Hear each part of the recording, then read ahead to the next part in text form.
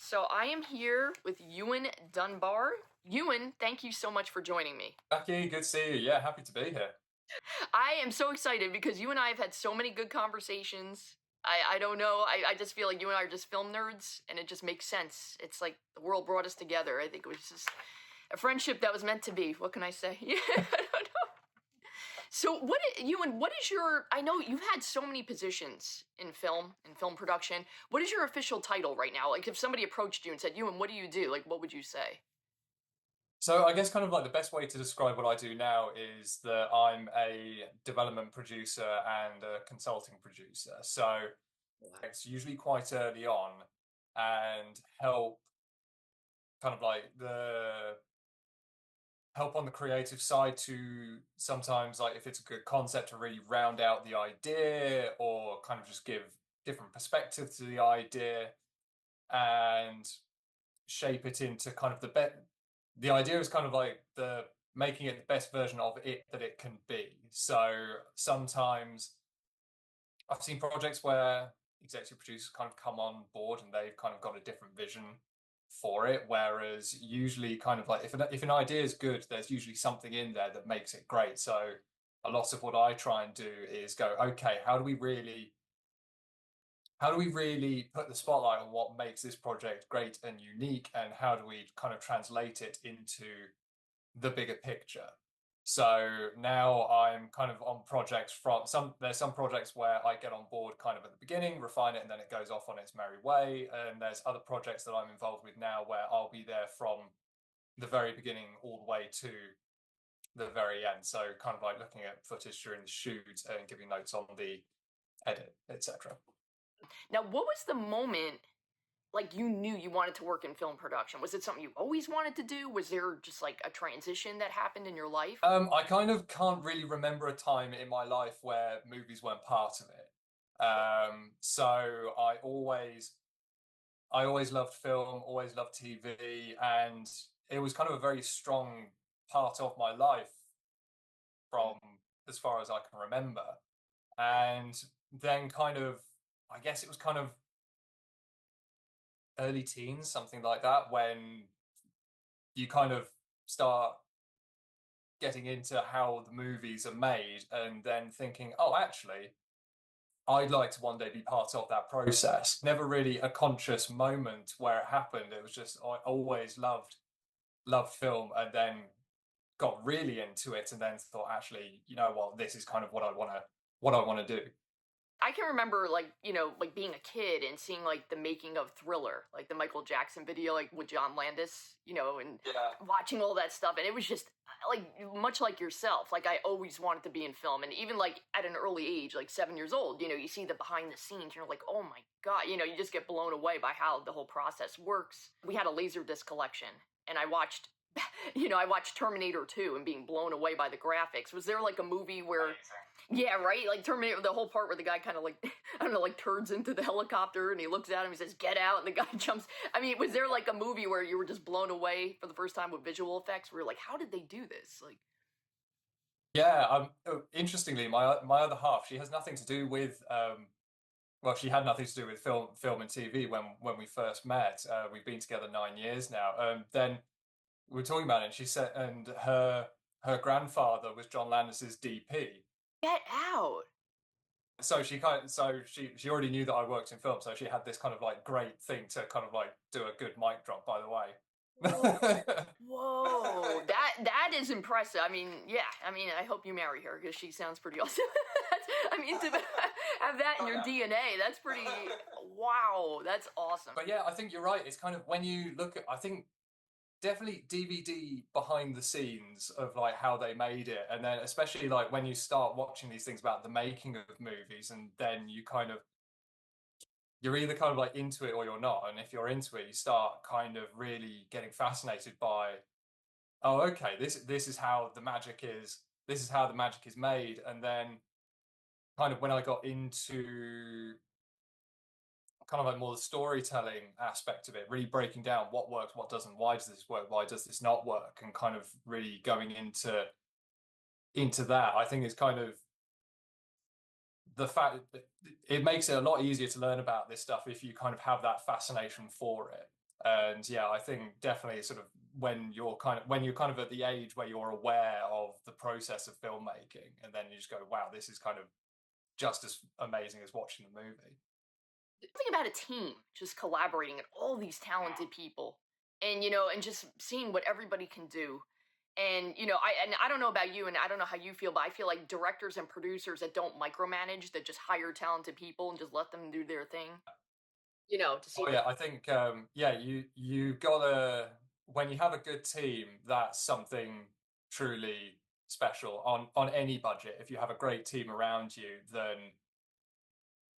yeah, it's a wonderful experience where creatively it's firing on all cylinders, and yeah, you just have all these wonderful moments both on set and in the final movie as well.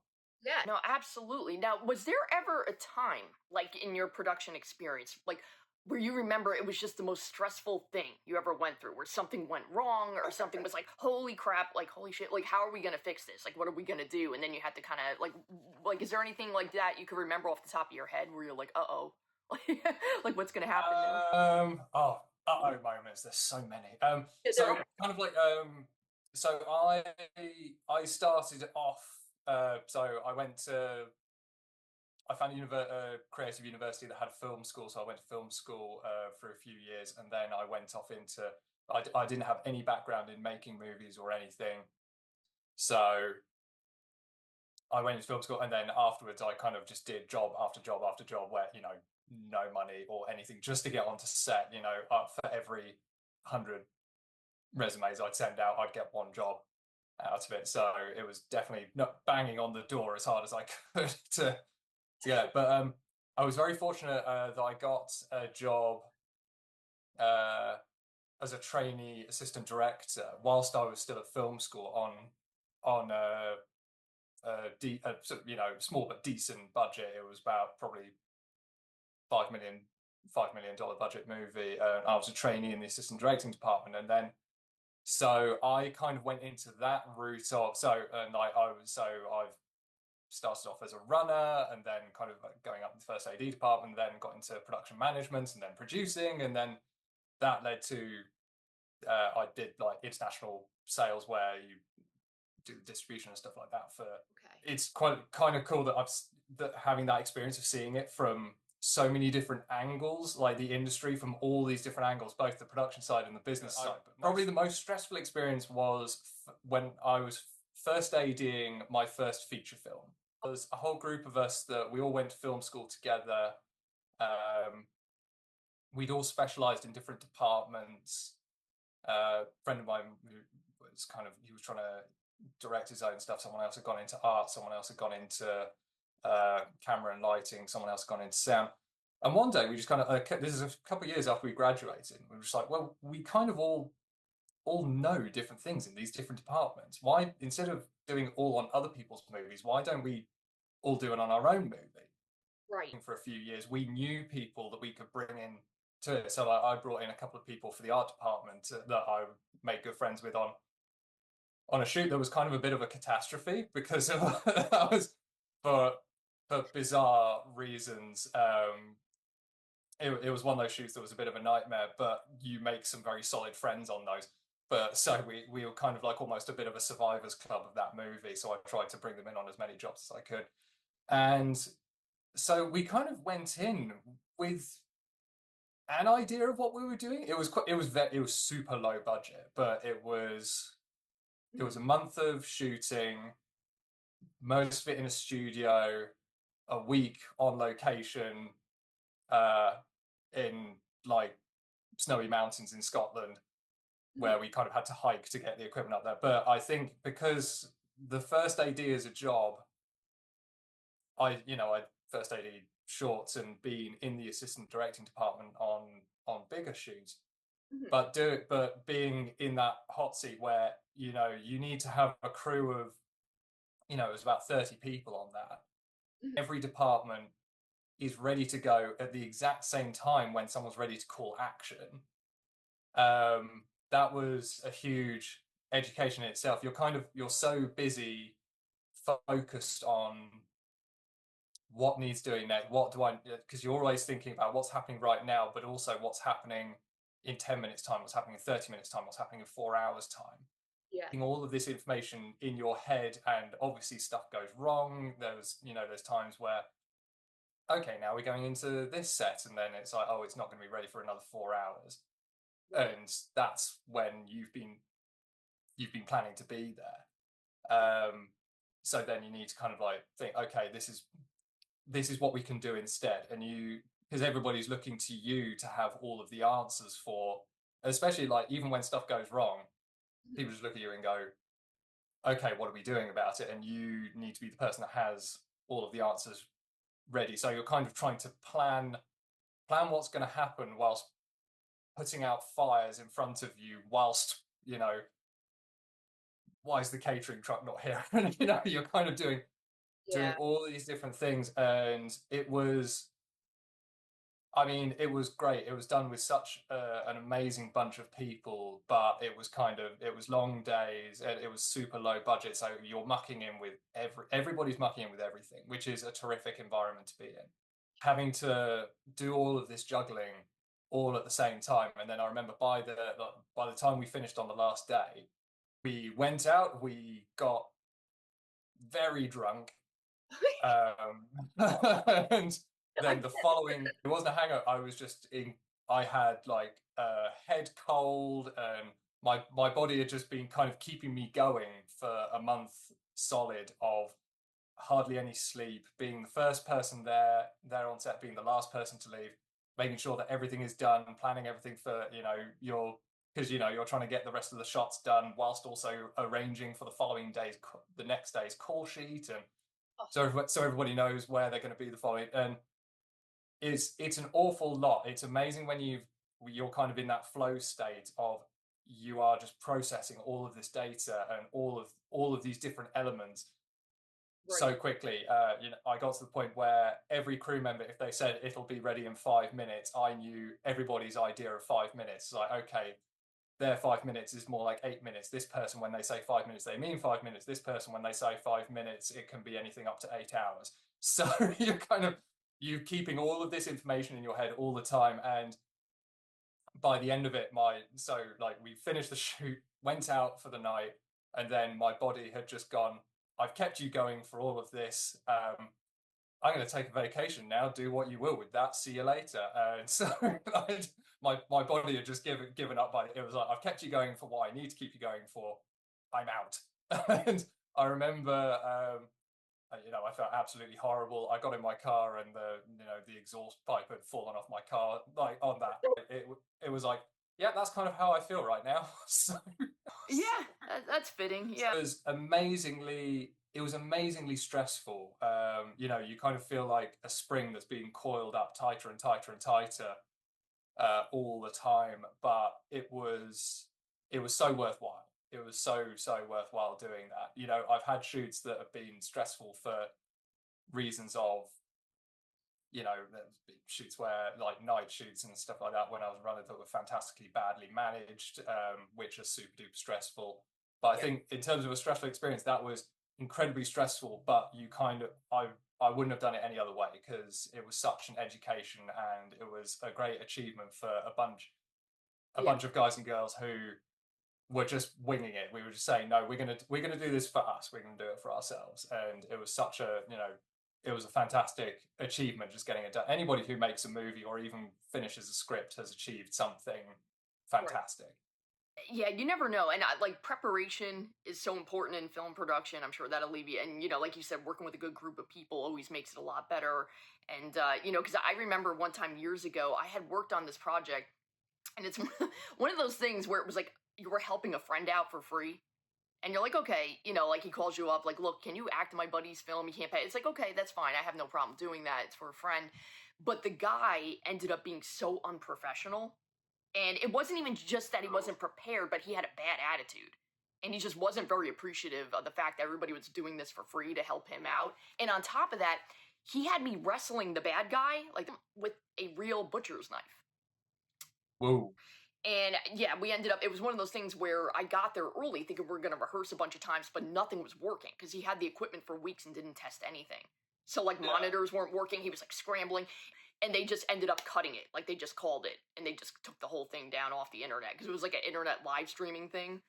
It was one of the most Oh embarrassing wow. things. Yeah, it was humiliating for me as an actress too, because it was like really bad for me for people watching. They were like, "Dude, what the hell was that?" I was like, Oh yeah, you've got to have a good plan ready. Like, I mean, even you can have the best plan possible, "Right, but I think it was Mike Tyson said, no plan survives the first punch to the face. So, it's gonna you gonna but I mean, at least if you have a plan, at least you have an idea of how you're going to do it. Whereas, you know, when you're starting out and you're working on these no budget things, and if there's no plan, I mean, sometimes you hear about big budget things where they don't have a plan, and you just think, how how do you not have a plan, or kind of a script that's barely a first draft or something? And then you just think, there's a couple of movies like you watch. I mean, alarmingly recently, there's a few movies where you watch and it's like, this feels like a first draft of a script. Why did they spend however many hundreds of millions of dollars making this? But it's kind of it's something which you can really easily do. You just need to kind of like dedicate the time, come up with a good plan. So when the wheels do fall off, at least you have a grip of what you're doing. 100%." No, you're right. You always have to plan that the worst thing is going to happen. And you always have to have extra of everything. And you always have to, you can't just think, "Oh, well, this will work. I think it'll be okay." It's like, no. You got a crew of like however many people and you got all these things lined up. You can't, there's no going back. Like once you're there, you're there. It's, I'm a huge fan of incorporating screw up time. You know, oh, yeah. this time is to cover fixing what we've screwed up before. But let me ask you, because like I know part of what you do is you do help a lot of aspiring screenwriters. Like I know, like with Stage 32, you've done things where you give people advice on how to improve their scripts, like script coverage. What is the biggest mistake? Because you also give feedback on pitching. Mhm. Like people try to pitch to you. Like what is one of the biggest things that you're like, oh, like you know what I mean? Like I want to help you, but like, and you see it like a million times where you're like, I wish aspiring writers wouldn't do I this. think like one of the easy things to fix is sometimes pitching is hard. Pitching is a skill. Pitching takes practice. Even if you're practicing in front of the mirror or with a friend, a relative, or if you film yourself and then you watch it back, it's a real skill. And sometimes, like if you're like, sometimes people run pitch tanks and stuff like that, where you have a set amount of time to pitch somebody. Mm. The number of times people don't time their pitches beforehand, and then you go, well, this is our time. I need to get on to the next session, and they're only halfway through talking about the plot. Um, I mean, that's always a big goof, but I think kind of sometimes the best thing you can do for yourself is figure out what is the simplest way I can convey this idea. It's a bit of a cliche, but what's my elevator pitch? What's going to be my 5-minute pitch? What's my 10-minute pitch? Right. And when you're thinking about it in terms like that, sometimes when people are not very prepared, or sometimes you just get quite excited and you just want to run through everything. It's like, oh, this awesome scene happens here, this awesome thing happens there. If you've got limited time, kind of like, if one of the big things that people don't do is consider who they're pitching to. I mean, if it's anybody, if it's someone who is, if you're thinking about a streamer or someone who would take this to a streamer, like a sales agent or a producer or something like that, then usually you want to be able to hear what's the audience's experience of this going to be. That's kind of what you really want to get an understanding of. It's not what are the events that happen here. Sometimes you receive a pitch and it's, this happens and then this happens and then this happens and then this happens, and it's kind of like a sequence of events. But when you think about it, when you're pitching something, people say, oh, pitching to a money person or whatever. So who you're pitching to is the same, and that's going to be the audience. Why is an audience going to want to part with their hard-earned cash to watch your movie or your TV show? Mm. And audiences get attached to movies or TVs? Well, it's usually through the characters. These are the people that you're asking the audience to spend 90 minutes with, Mhm. a couple hours with, or if it's a TV show, 10, 20 hours with. Right. So biggest piece of advice I tend to give people is reframe the telling of your story so that you're telling it from the perspective of your lead character. What is your character's journey? Because then you're not only telling the story of your project, you're also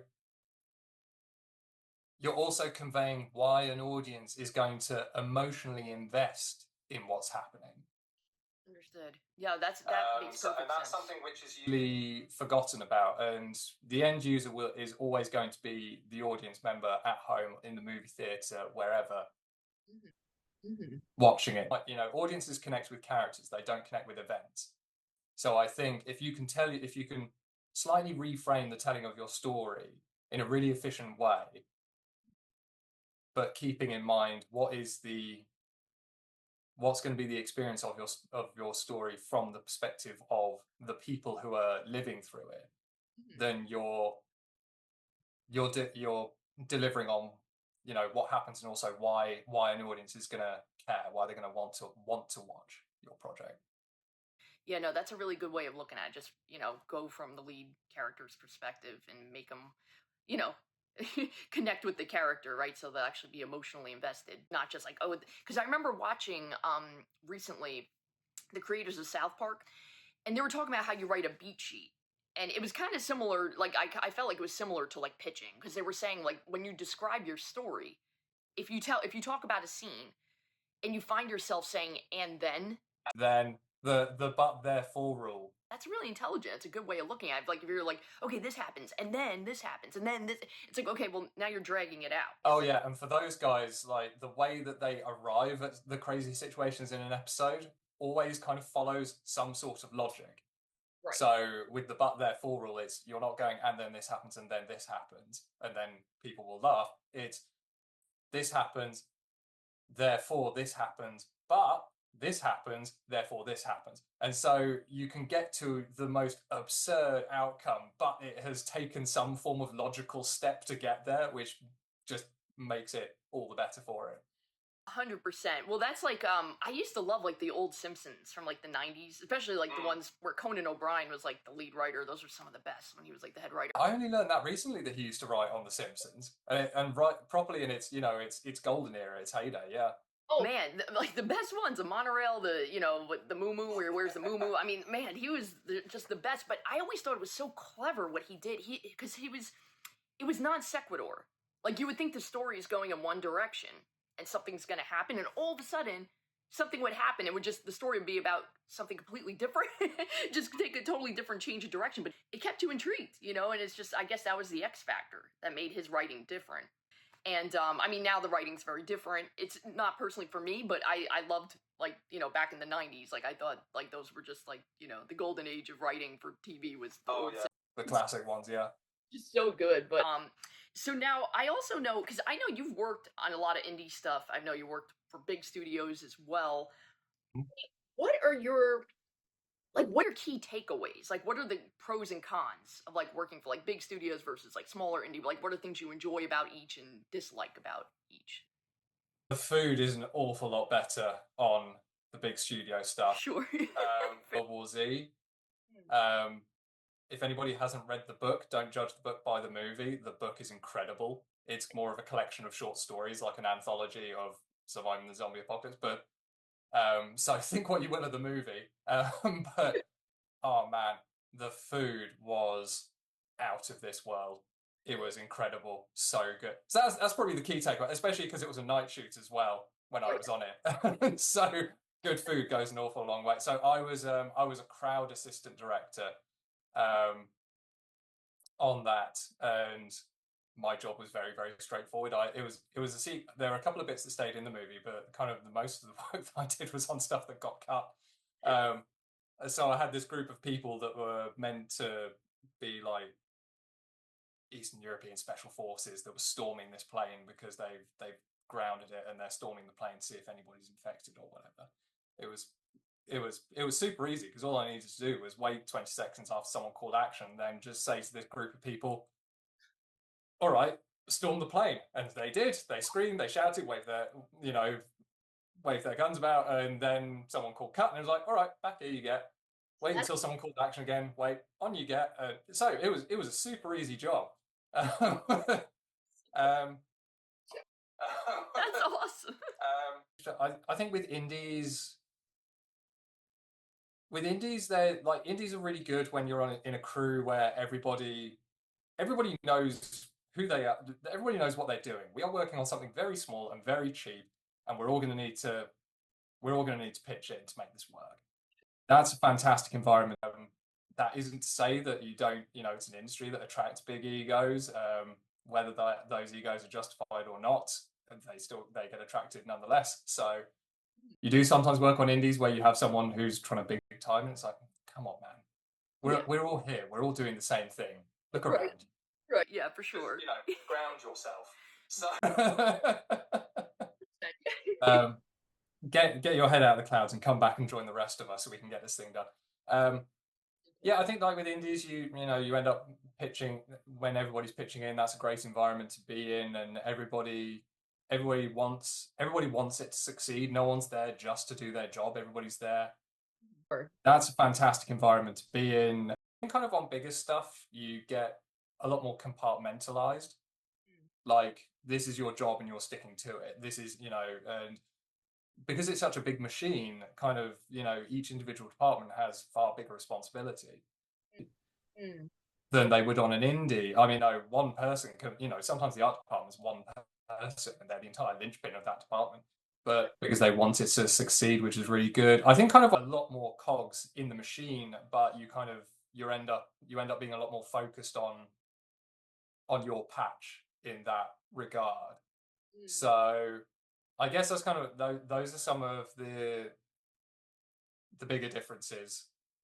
Because I think a lot of it too with the bigger projects, right? Correct me if I'm wrong. Could also be like union rules, right? Like if you're in a certain position, technically, maybe you might not be allowed, right, to help somebody in another position. Is that true? Somebody had mentioned. I think that's something that you definitely see that happen more on US based productions where it's more unionized.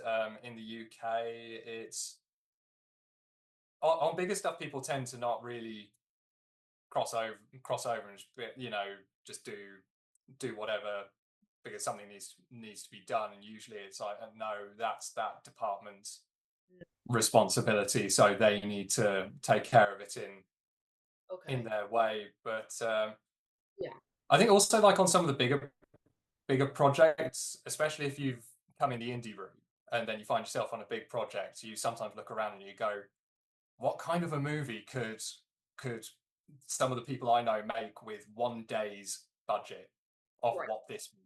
Like, you look around and you just think, how much does a day on this movie cost? Like, it could be up to like $1 million, and you just think, what could someone do with one day's budget from this movie? But that was the interesting thing when we worked on. There are a few of us who worked on World War Z, depending on where you are. One of the things that happened on that was because it was all being shot at an airfield. A friend of mine does like film and TV aviation stuff, so he brought us on. So to get the plane ready, this was like just after graduated film school, I think. And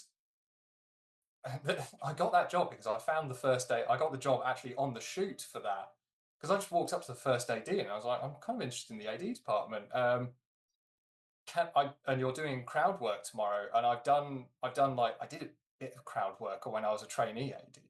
And so I just said, I hear you doing like crowd stuff tomorrow. I've done a bit. Can I tag along? And he was like, yeah, grab a radio and you'll get your own group and crowd AD. That was brilliant. It was one of those. It was one of those. You don't. If you ask someone something, the worst they're going to say to you is no. Right. So what have you got to lose, right? Yeah. You know what? I'm just going to ask and see what happens. And I got actual shooting time on that movie as well, which was terrific. But that was so it was because it was all done at the airfield, and there were these. They painted like these forced perspective hangars, so they weren't actual hangars. They were literally just like MDF wooden boards painted to look like a 3D hangar from the angles that you would see them from. Right. They weren't actual full size. They were just paint. It was the front of some wood. These, it was like 40 foot high, but it was still just a flat surface that had been painted to look like a 3D hangar. Oh. And this is when we were gearing up for the movie, which was the first time that I first AD'd. Hmm. And we had no money to make it, and so we were looking for any help we could get. We asked like the art department, "What are you guys doing with all this afterwards?" They're like, "I don't know, just throw it. We're just going to hire, they just hire a bunch of skips, throw it into the skip, and then it all goes into landfill or it all gets burnt or whatever." And I think it was all going to landfill or something. And you think if you were on a small film, nothing gets wasted. Whereas on the bigger things, it's like, yeah, when we're done with it, it all just gets thrown away. And so we needed set building material. So we said, if we turn up tomorrow with a van, like a truck, can we take something? They just said, yeah, take as much as you want. So we hired like a 7.5 ton truck. And we took as much as and that was all of our set building materials, like all the what we even had enough to make wooden floorboards for the entire set on some stuff. Clever. I like that. And that was all done for the price of hiring a van. So it was. So I mean that was a huge difference. It was like, yeah, all this stuff, it's kind of, we have a budget for this, and then it's all taken for granted. Whereas when you're working on something small, everything counts. So we just thought we struck gold. We turned up and they just said, grab what you want, and we took as much as we possibly could fit into the van.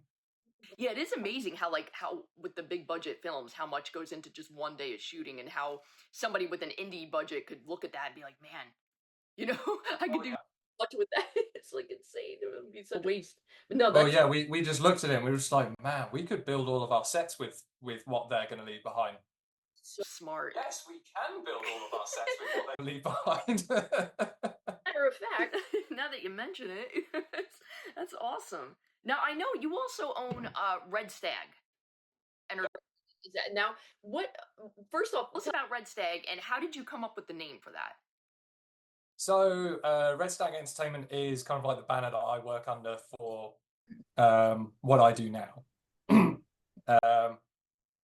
So, excuse me one second. Sorry, I'm about to lose my voice. No worries. Sorry, I'm a yacker. Sorry.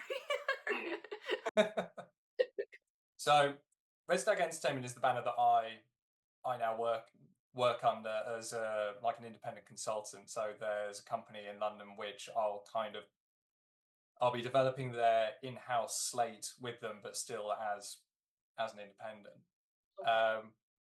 So when I left the on-set work, so when I'd sort of left the production managing and the hands-on production stuff that I did, I then an opportunity came up to do a job at a sales agent,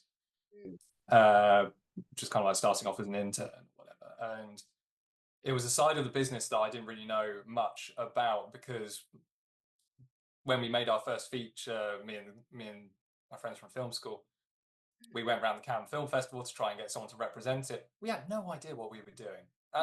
We went in there. We just went in there. We kind of turned up, and it only really dawned on us when we arrived. And it's like, we have no idea what we're doing. So we went around all the different booths with all the different sales companies that were representing stuff.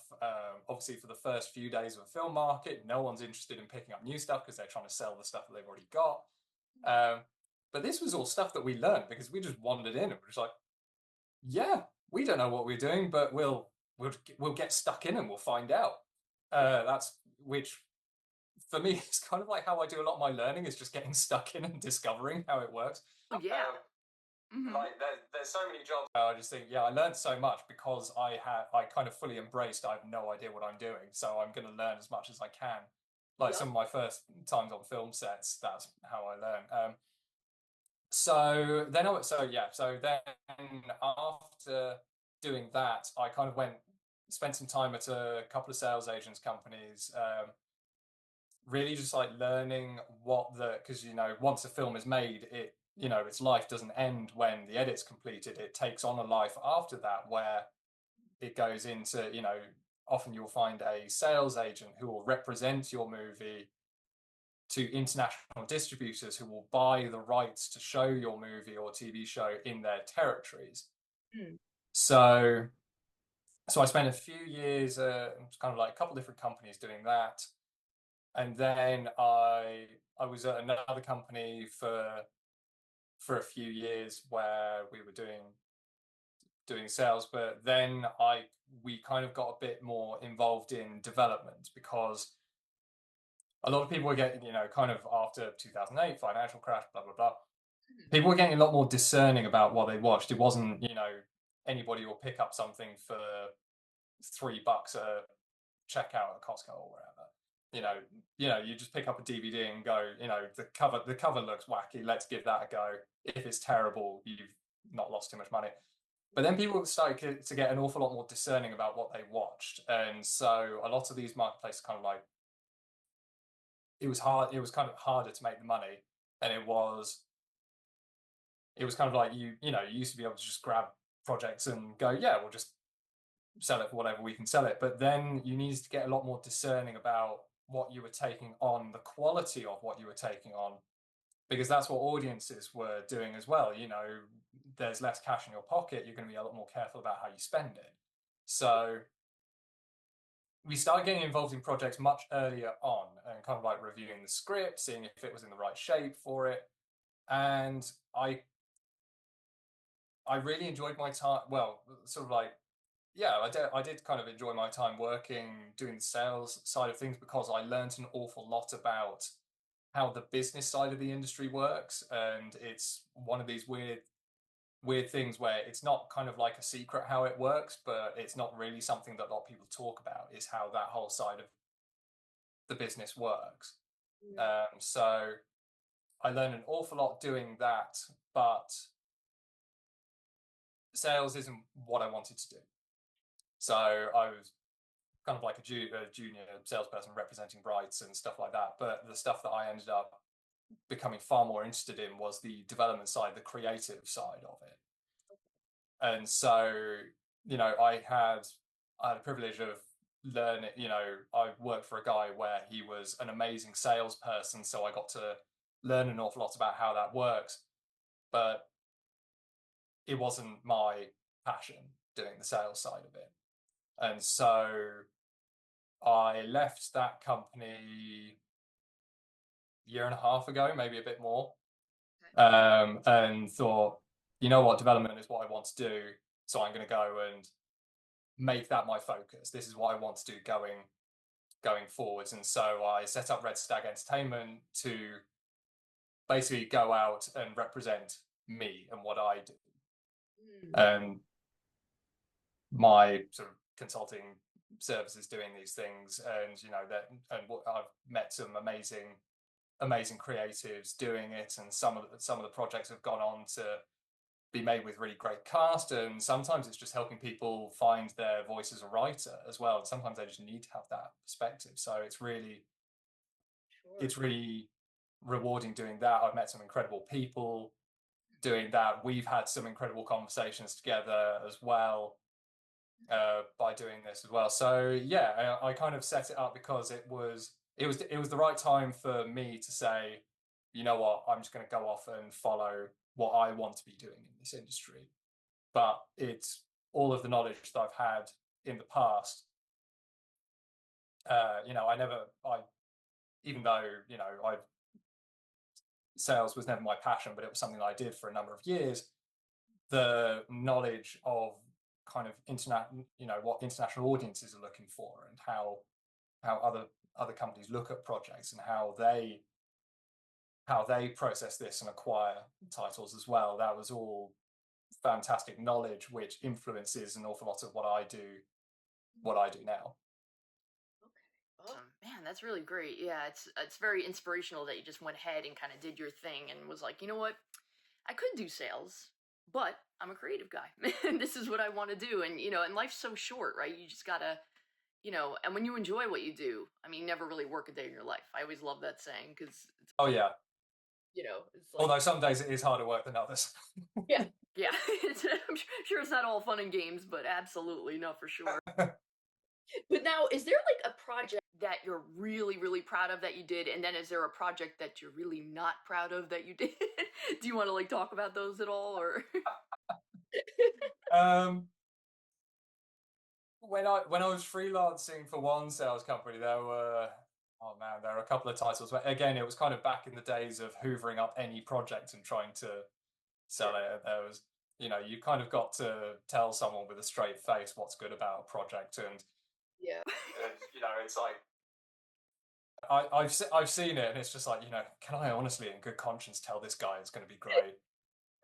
So, but sometimes something that you think isn't that great. People. Not all movies are high art. Sometimes you just want to kick back and watch something just to switch your brain off, and some movies are better at switching your brain off than others. I there's some movies that I love that are absolutely garbage as well, but so but there's um so fortunately with those ones, my time on those projects was brief. But there was projects that I'm proud of being part of. I think kind of that first feature film where a bunch of us just said, you know what, let's all be heads of department and get help from wherever we can find it and make this thing. Like I said, that was one of the most stressful experiences producing in production. I wouldn't change it because that was such a rewarding experience in terms of what we learned. But more recently, kind of doing what I do now, there was a documentary, and documentary is something which I don't do a lot of, but it's something which I really enjoy, and the way the documentary making has evolved, especially recently with the streamers, is incredible when you break down how they do it now. But there was a documentary a couple years ago, I think it was. Mm-hmm. It was the Dutch resistance in Amsterdam, and it was the LGBTQ community in Amsterdam. And it's a project called Willem and Frida, and it was presented by Stephen Fry. So he's very big in the UK. He's done some Hollywood stuff. He's kind of like one of these national treasures over here. I know, I love Stephen Fry. He's great. Yeah. Mm-hmm. So he was presenting it, and it was about this group of people where a lot of them were creative people. They were artists, musicians, or whatever. They used to hang out in the same bars as one another. And when when the Netherlands got invaded, they started looking at the communities that were being persecuted by the Nazis. Obviously, like Anne Frank lived in Amsterdam before she was found and taken to one of the camps. And so this group of artists and creatives, and a lot of them were gay, lesbian, bisexual, whatever as well. And the two people that the documentary is primarily about, Willem Arondeus and Frida Belafonte. She was a gay musician. He was a gay artist, and they started looking at the different communities in Amsterdam when they started being singled out for, when the Jews had to wear the yellow stars, and if you're identified as being gay, you had to wear a pink triangle. And so this group of artists, some of them they were like, well, we've got all of the artistic skills. We'll start making fake identity papers for Jewish residents and anybody else who on their identity card had information that would mean that they would be persecuted. So they started forging ID cards, and the forgeries got more and more elaborate as time went on. And Frida, she ended up selling her cello to the head of the Heineken company because he was trying to find ways of funding the Dutch resistance. So he gave her an absurd amount of money for this cello, and he kept hold of it until the end of the war.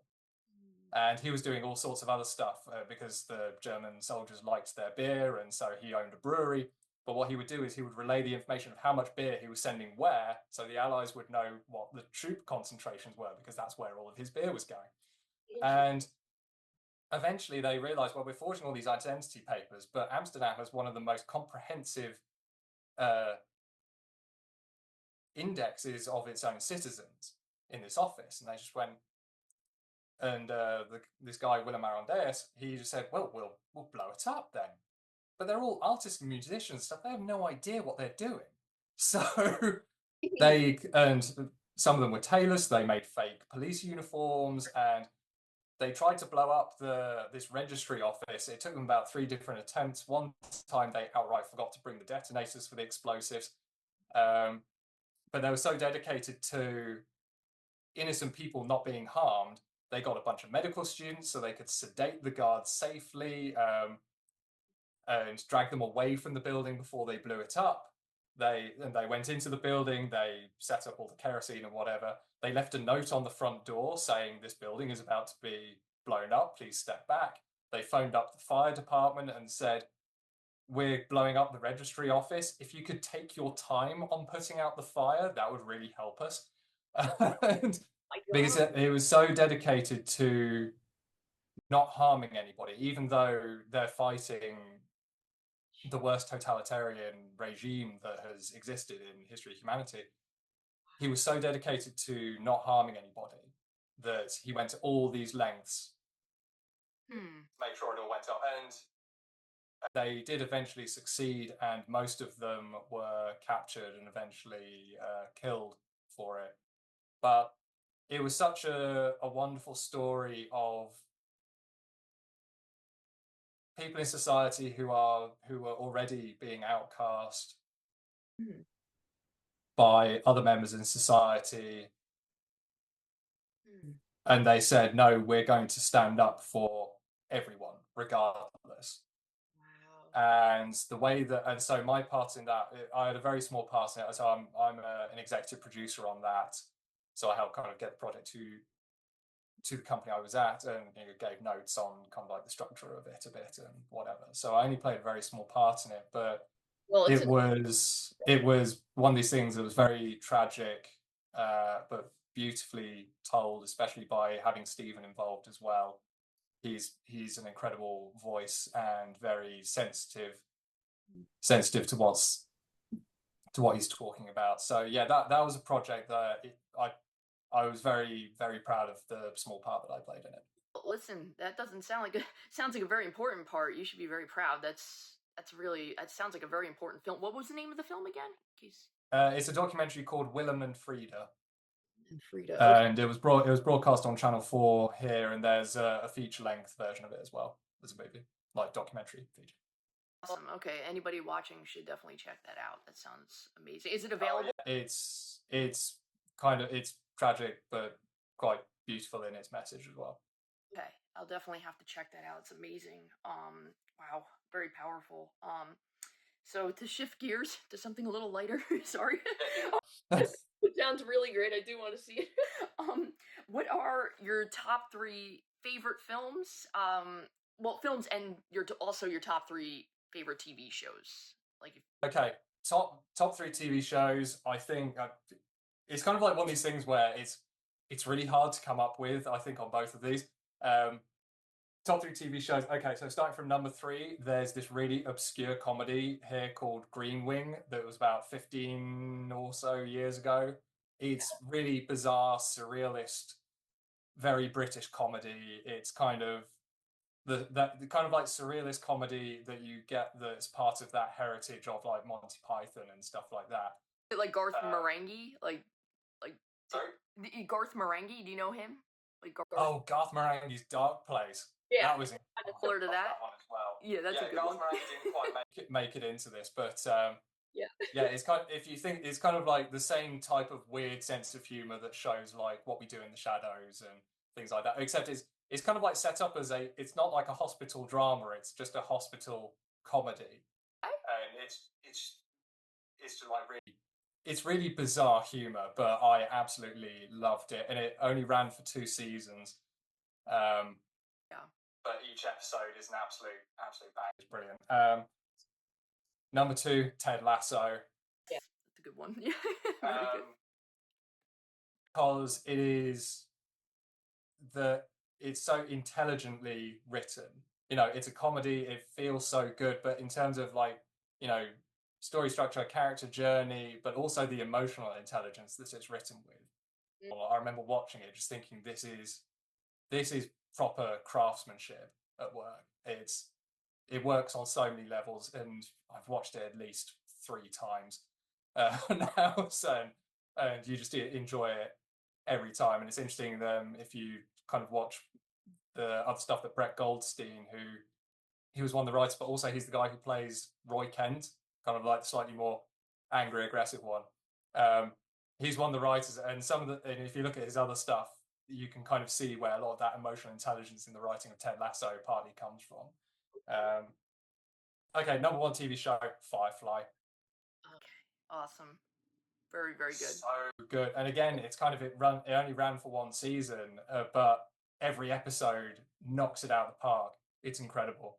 Absolutely love it. It's my nerdvana. Yeah, Nerdvana. I love that. Yeah. Yeah, isn't it amazing how some of the best TV shows only last 1 or 2 seasons? I think there's so many that they kind of end up outstaying their welcome. It's like, oh, that show was great until season 5. That show was great until season 3. True. Yeah, good point. But kind of these shows, there's a couple of others that only just didn't quite make the list. But a lot of them, they only ran for like 2 or 3 seasons as well. So, but Firefly, each and every episode, absolute bangers. Amazing emotional intelligence in the writing, the character trajectories and arcs they take, the cast, just everything about it. And again, it's one of these things where it doesn't have the budget of a lot of big sci-fi things, but that probably makes it better, because when you don't have the money to make something huge, you have to really think about what you're doing and find creative solutions. And I think that absolutely shines through in Firefly. Yeah, for sure. And and when you don't have a budget, a lot of it is reliant on just good storytelling too. Like you're not relying on visuals and stuff. And yeah, no, that's a very good point. Absolutely. And what are your top 3 favorite films? That's kind of a tough one. I know it's a hard question. Yeah, well, it's tough. So, I mean, to kind of bring it a bit serious again. So, for years and years, I would always say my favorite movie was The Usual Suspects. Good one. Yeah. So it's such a good movie. However, there's all the stuff about Kevin Spacey and all that stuff, and I think it's kind of an important conversation to have. Sure. I listened to something else recently where it was a comedy writer, and he was saying he absolutely idolized Woody Allen. And I think Greta Gerwig said something similar in an interview as well. But when all the stuff about him came out, this comedian was saying, I kind of couldn't forgive him for portraying one thing. It wasn't you were just watching Woody Allen movie, you were watching Woody Allen. He was asking you to invest in him, and then all the stuff about him came out. And it's kind of the same thing with me and The Usual Suspects is, even though I love the movie, I think there's a question of, should you separate the movie on its creative merits versus dodgy stuff that some of the people involved have done? I think it's with a lot of these issues that are coming up now. There's kind of the line between, is it okay, isn't it okay? There's definite examples where it is okay and definite examples where it isn't okay. But I think there's some middle ground, and I think the question of, should you separate the two aspects of the people behind it versus the creative merits of it? I mean, look at all the stuff that the Weinstein brothers have produced. That was Quentin Tarantino's career was kind of down to the Weinsteins as well. But again, should you hold that against the movie at the end of it? So I think kind of for me, and with The Usual Suspects, even though it's been a couple of years now, I still don't know if I personally can separate the events of the people behind it, separate that from the movie just on its creative merits. For me, I find it difficult to separate it. Like, I can't watch that movie and not think about that, even though it is a fantastic achievement in filmmaking, especially the editing and the way that the editor kind of saved the movie, because the way I heard it, the ending didn't really make sense. And then he came up with that huge montage that ties up everything. Right, for sure. So like for what's my favorite movie, that question, it's kind of like the absolute favorite. It's still a bit blurry for me, so I kind of have to separate the usual suspects from that list because of things that I can't personally reconcile. Understood. Okay. With separating those two things. So I think it's kind of an important conversation for Yeah. people to have. Yeah, absolutely. So yeah, to bring it into to brighten it up a bit. So I guess kind of like the top spot will probably need to be taken over by Raiders of the Lost Ark, because that's a movie which, you know, it's like, is it the best movie out there? No, there's staggering achievements in what is the best movie out there. But for me, in terms of my favorite movies, because that's kind of a bit of a, I think that's definitely sort of a slightly different question because it's a personal question.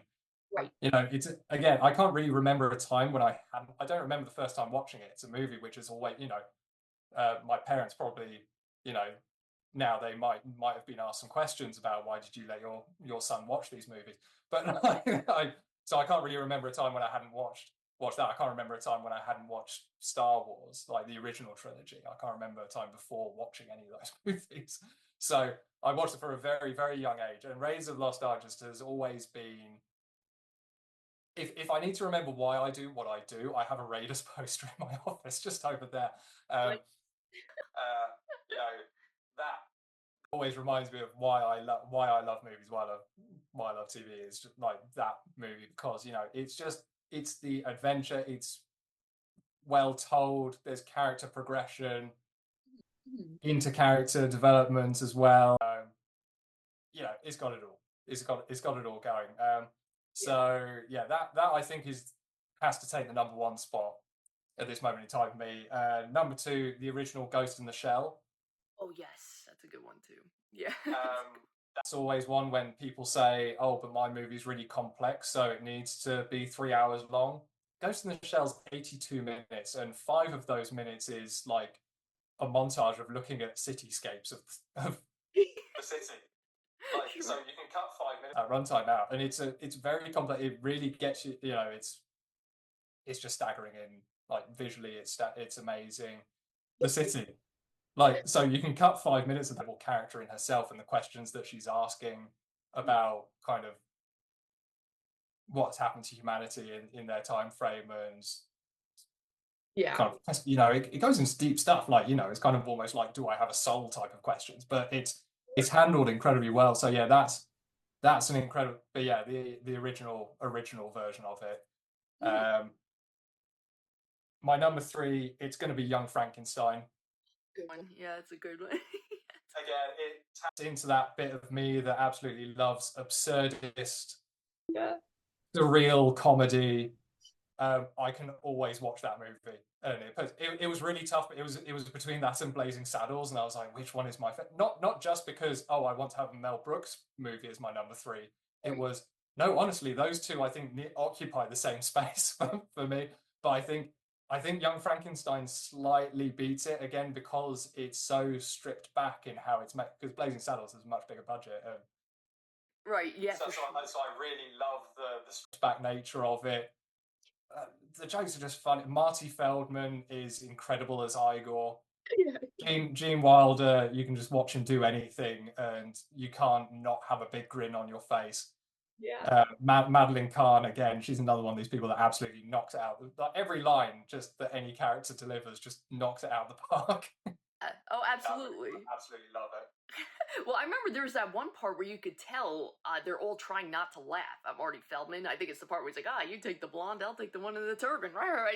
And you're like, you know what I'm talking about? He like goes at her scarf and she like hits him, and you see her look away, like she's trying not to laugh. And yeah, Wilder is like, stop that, like, you know, but laughing when he says it.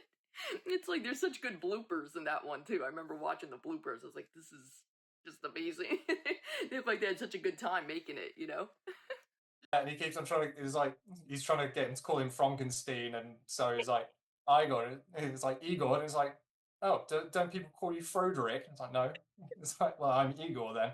And it's like, oh, I'm a brilliant physician. I can take care of that hump for you, because he's got that huge hump. And he's like, what hump? And it changes sides throughout the movie, which side the hump is on. His limp changes, I think, as well. But But yeah, but like you look at the history, like Marty Feldman's wife found his like autobiography in his attic 2 years after he died, and he'd written it all out. And that's because he was a comedy writer. Oh, okay. Marty Feldman, yeah. There's a couple of really famous comedy sketches that it was actually him that wrote them. Wow. But yeah, all those guys who came out of that tradition of it's really kind of the tradition of people like Spike Milligan, Peter Sellers, and Harry Seacombe when they made the radio comedy The Goon Show in the 1950s in the UK. And that surrealist comedy where it was kind of all born out of their shared horror of their experiences during World War II. The kind of existence took on this surreal plane so you could still function. So for them, Spike Milligan, incredible writer, incredible British writer.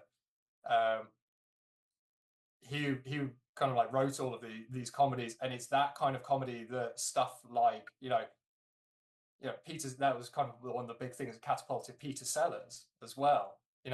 Pink Panther, Doctor Strangelove, and all the rest. Like he's acted in all of those, and that kind of comedy gave birth to stuff like Monty Python, which gave birth to other stuff that we see now. Like you can almost trace the lineage of stuff like What We Do in the Shadows all the way back there, and Mel Brooks does that kind of surrealist comedy as well, and he does it so incredibly well.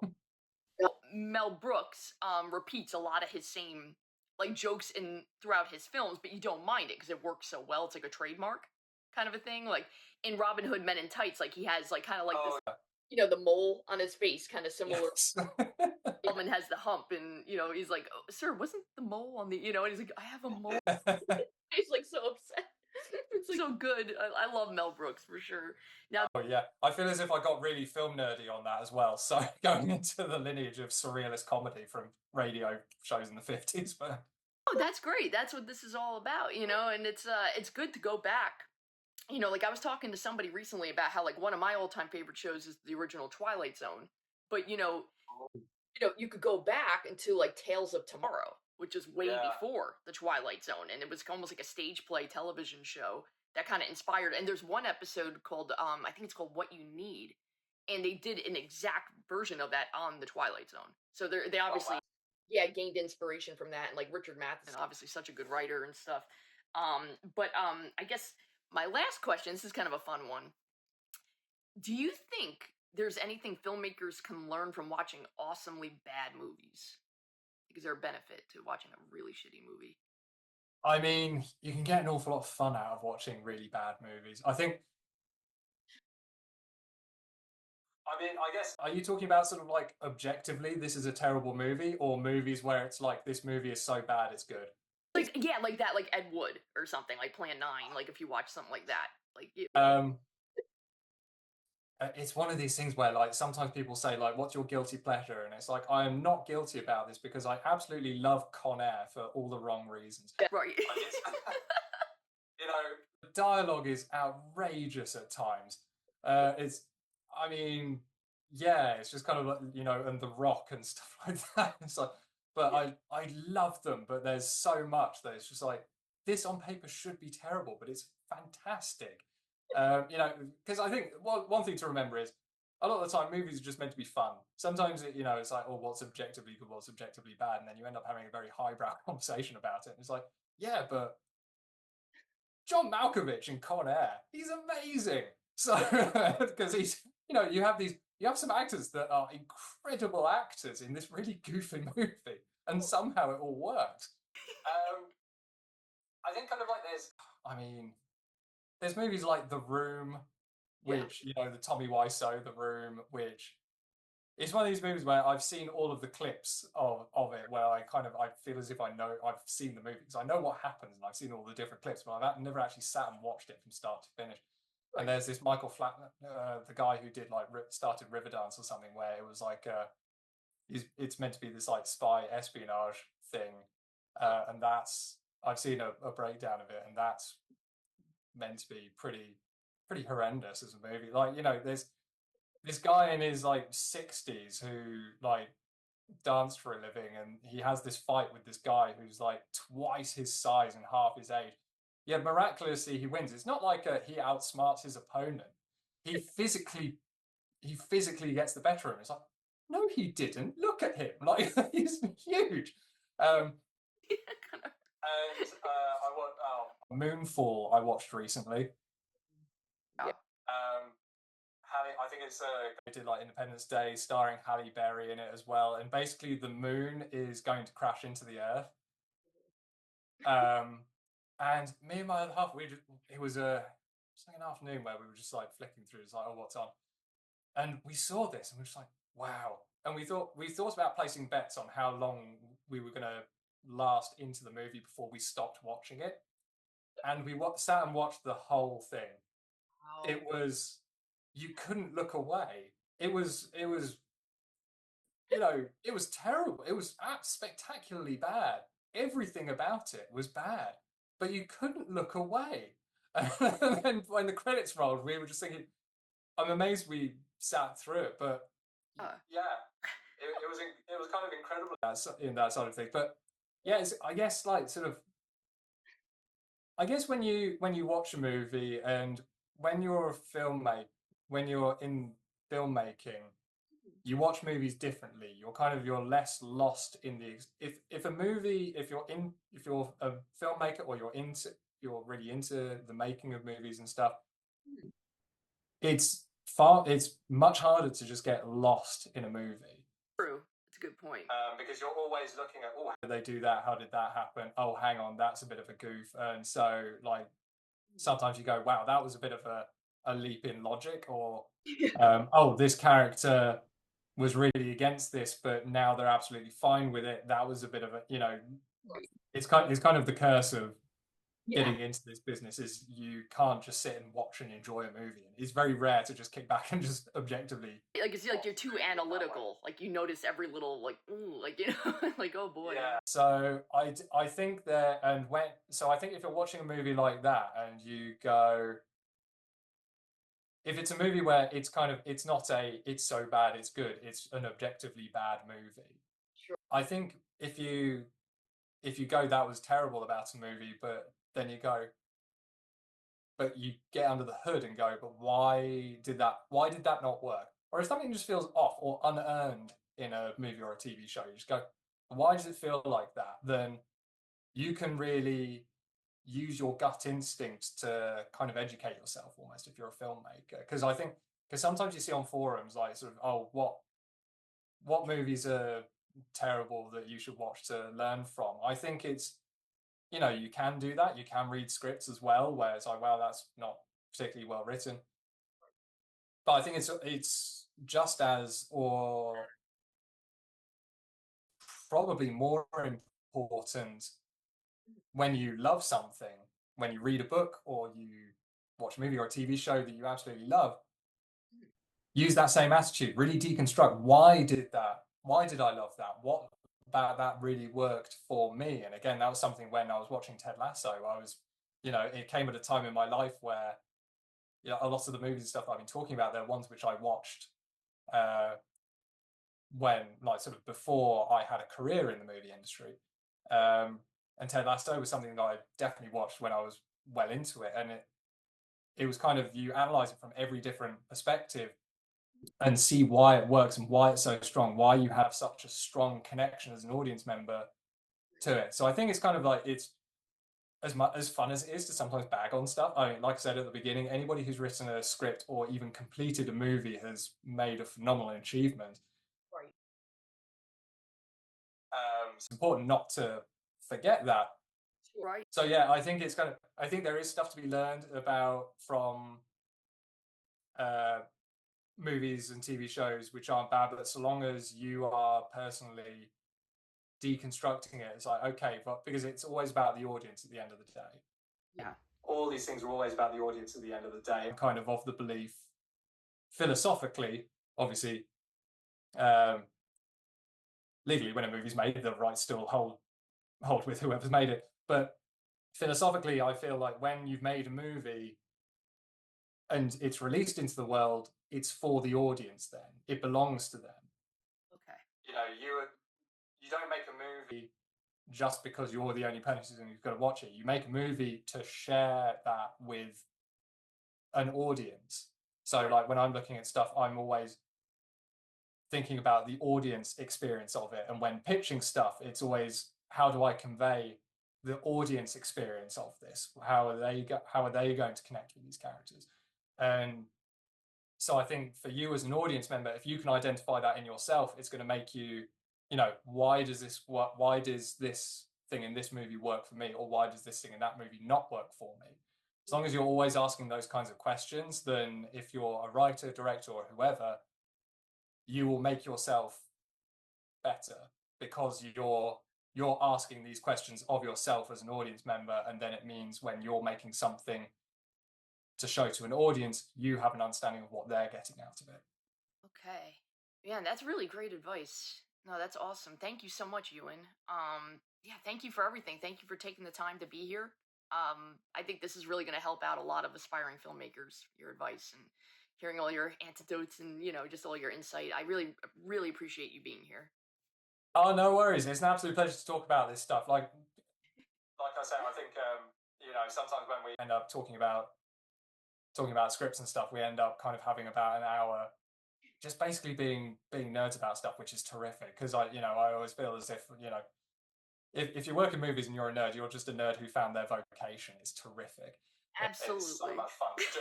So yes. sometimes I remember at one place I worked at, the person I was reporting to, they were meant to be like sort of selling movies and pitching movies and stuff, but they had no interest in movies or TV. Well, that's weird. Was it just all for the money, I guess? Was that what the mentality was? Or it was a job that was easy for them to get into because they had a connection or whatever. I've no idea, but I remember just in awe of, it's like, why are you doing this? And and yeah, it was pretty incredible, just like saying, hang on, how do people work in this industry and they're not into it? But the people who are kind of the ones that I really gravitate to, they do it because they absolutely love it. Money people or whatever, and it's like, okay, you do you. This is you do financial services, and you happen to do it in the movie industry or whatever. But I think kind of you can find great support networks if you are with like-minded people, and for that, I think if you love movies, find other people around you who love movies too, and then it you will find so much joy in this business.